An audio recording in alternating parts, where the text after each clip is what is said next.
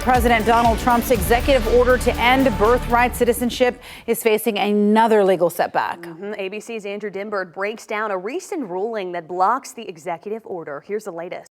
This morning, a new court decision putting one of Trump's most controversial executive orders on hold. An appeals court saying, for now, it will not allow Trump to end birthright citizenship. That's the constitutional right that any person born on U.S. soil is an American. The decision potentially setting up a showdown at the Supreme Court. A dictator without elections. Zelensky better move fast or he's not going to have a country left. Meanwhile, on the world stage, relations between Trump and Ukrainian President Zelensky deteriorating, with Trump accusing Zelensky of being a dictator. But Zelensky says with Ukraine under martial law because of the war, he's unable to hold elections. Analysts are also taking issue with Trump's claims about funding the war.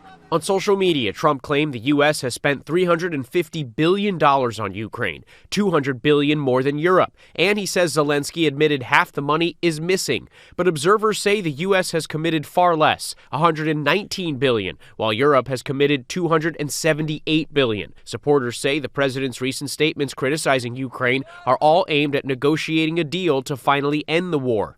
My guess is he's expressing some frustration with Zelensky.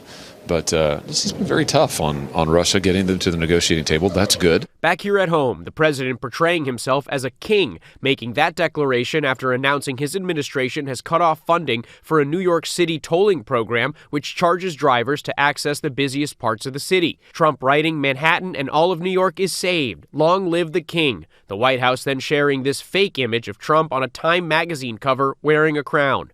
New York's governor now vowing to take legal action. New York hasn't labored under a king in over 250 years. And we